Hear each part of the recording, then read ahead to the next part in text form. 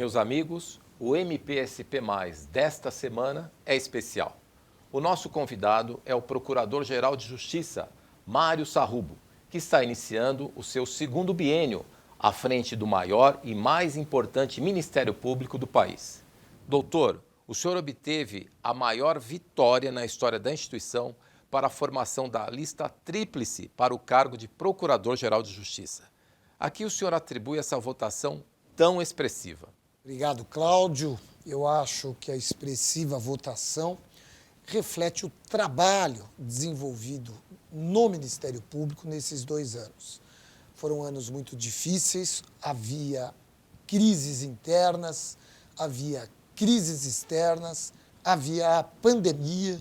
O Ministério Público precisava, àquela altura, de uma diretriz e nós conseguimos. O gabinete de crise, quero crer, tenha sido um grande feito na instituição, na medida em que nós conseguimos, de forma horizontal, discutirmos as nossas teses e mostrar a nossa cara para a sociedade, notadamente no momento de muita importância, que é a questão que envolvia a pandemia, e a modernização. Acho que nós aproveitamos todo esse contexto de crise e procuramos avançar. Arregaçamos as mangas e modernizamos a instituição. Foram mais de 15 ferramentas digitais novas, foi a construção dos nossos processos digitais interno e externo, a contratação de um processo digital que já está em fase de implantação, a construção dentro de casa do nosso procedimento administrativo interno também na forma digitalizada, o avanço para um Ministério Público digitalizado e, mais do que isso, acho que a instituição posicionou-se. Acho que a instituição mostrou a sua cara, não só o procurador-geral, mas todos os promotores e promotoras de justiça. Acho que isso operou uma transformação institucional muito grande, a classe reconheceu isso e nos contemplou com essa votação que nos deixou muito contentes.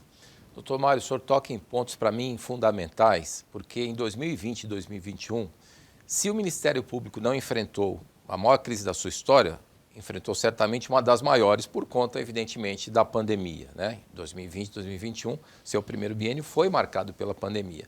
E o senhor já citou aí, né, a questão do gabinete de crise, do gabinete de enfrentamento à Covid-19, que deu mais unidade ao posicionamento da instituição, para o enfrentamento dessa questão que era crucial, e também a transformação que o senhor implementou na instituição. Os chineses, o senhor deve saber disso, têm o mesmo vocábulo, no caso deles, ideograma, né, para 2 palavras distintas, crise e oportunidade. Crise e oportunidade na China você representa com o mesmo ideograma. Essa crise, de alguma forma, né, essas circunstâncias tão adversas, acabaram impulsionando a evolução, o progresso da instituição, a transformação da instituição, doutor Mário? Eu não tenho dúvida, Cláudio. Acho que até na minha primeira fala era esse o contexto. Acho que a crise nos deu a oportunidade da mudança, né? Como, por exemplo, a questão de nos acostumarmos muito rapidamente ao teletrabalho. O teletrabalho era algo absolutamente desconhecido na instituição Ministério Público. E hoje ele é uma realidade que veio para ficar. Hoje a gente faz audiência virtual, isso tem trazido mais eficiência para o sistema de justiça e também mais eficiência para o nosso Ministério Público. A crise praticamente nos empurrou para o processo de digitalização. Havia necessidade de digitalizarmos os nossos procedimentos internos e externos para que a gente pudesse trabalhar em meio à pandemia nas nossas residências ou sem qualquer tipo de exposição, com mais restrição. Acho que a crise, de fato, nos impulsionou e acabou, dentro desse contexto, tornando-se uma oportunidade boa para a evolução da instituição.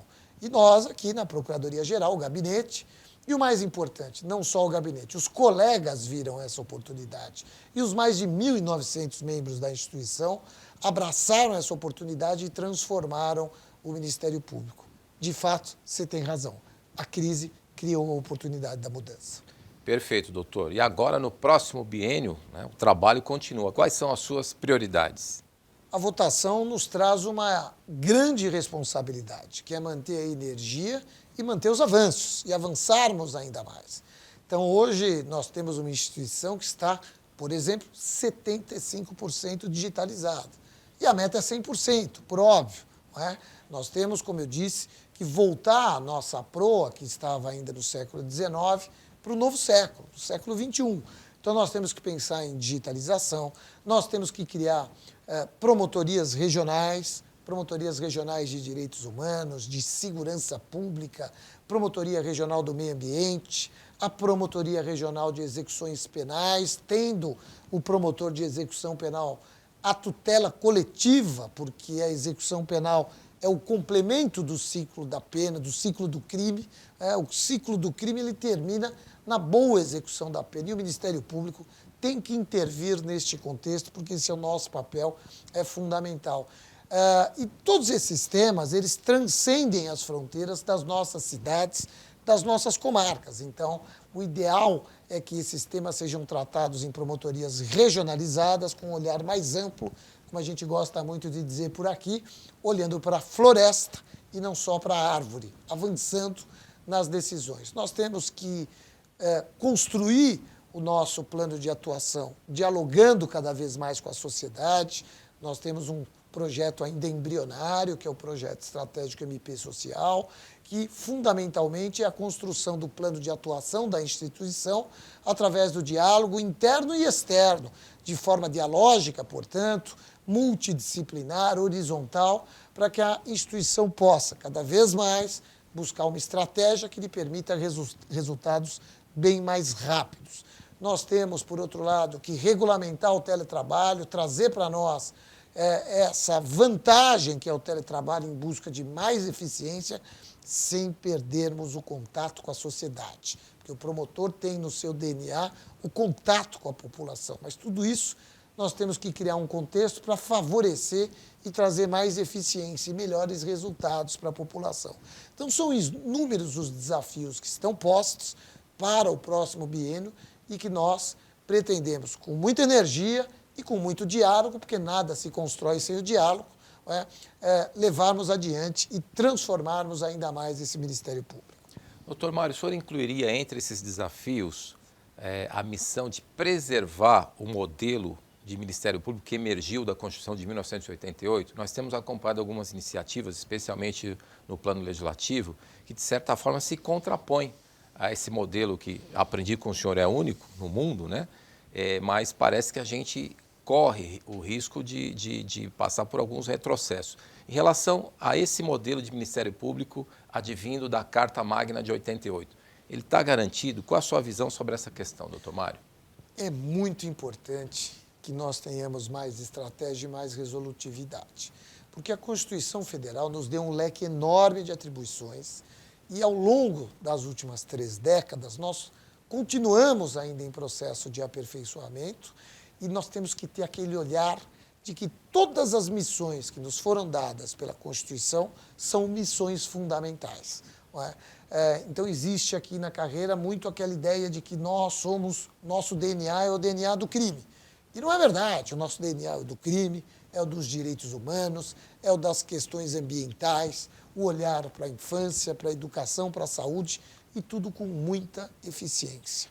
É preciso que a sociedade perceba, e a gente tem trabalhado muito por isso, a importância do trabalho e dos resultados que o Ministério Público produz, porque nós temos muito a mostrar para a sociedade. E acho esse um papel fundamental, para que a sociedade possa entender a importância do Ministério Público dentro do seu modo de vida, no melhorar o seu modo de vida, para que estas ameaças que pairam ali ao redor do Congresso Nacional não afetem esse modelo sem nenhuma outra referência no mundo. E um modelo que nos torna os grandes fiadores dos interesses da sociedade. E ele foi fundamental naquele contexto de pandemia. É bom pontuar.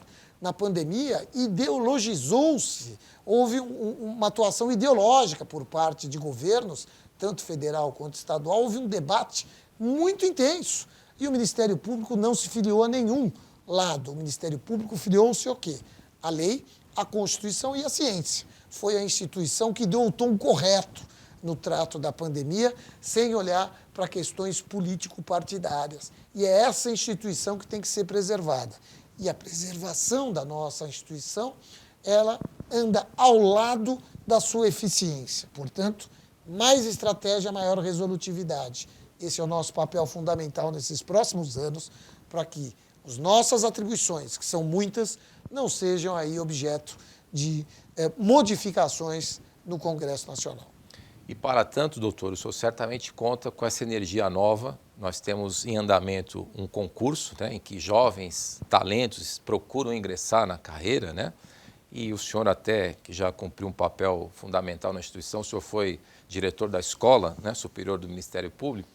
Eu queria que o senhor dissesse o seguinte, até dialogando, dando um recado para essa meninada que está tentando entrar no Ministério Público. Para além do conhecimento jurídico, né, para além do conhecimento jurídico, que outras características um promotor de justiça necessita para que ele tenha uma atuação realmente decisiva na carreira, doutor?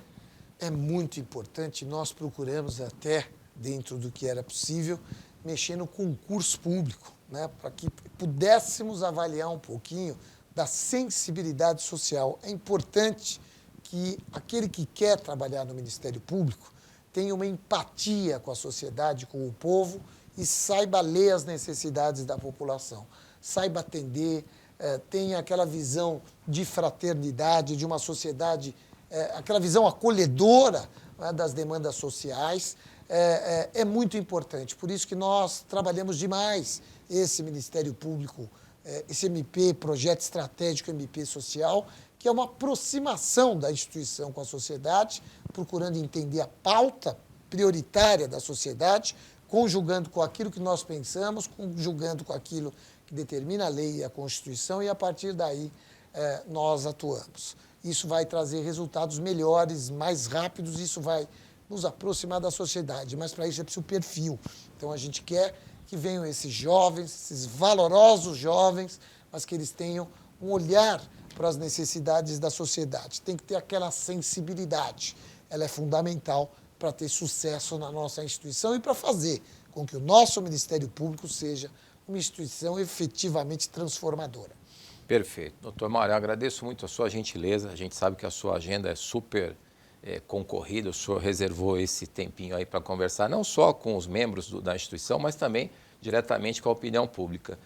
Eu lhe parabenizo pela recondução, mais um biênio, e deixo aqui um espaço para a sua mensagem final, para os seus colegas e para o público em geral, doutor Mário. Muito obrigado, Cláudia. Sempre um grande prazer estarmos aqui, mas mais do que isso, o compromisso que nós estamos assumindo nesses próximos 2 anos de, com a mesma energia, com a mesma vontade de dialogar, para que todos nós juntos, procuradores, promotores, procuradoras de justiça, promotoras de justiça e os nossos valorosos servidores, trabalhemos nessa transformação, trabalhemos nessa aproximação da instituição com a sociedade, para que efetivamente a gente possa ter um Brasil cada vez melhor. A ideia é consagrar a cidadania. Nós precisamos, a missão do Ministério Público é consagrar para a população e para todas e todos os direitos que estão previstos lá no artigo 6º da Constituição Federal. Ou seja, estamos falando em cidadania. Esse é o nosso papel, essa é a nossa missão. Podem contar com isso. E aí, você gostou do programa? Não se esqueça de se inscrever no nosso canal, youtube.com/mpspoficial. Aproveite e siga também o MPSP nas outras redes. Instagram, MPSP_oficial. Twitter, MPSP_oficial. E Facebook, MPSP.oficial.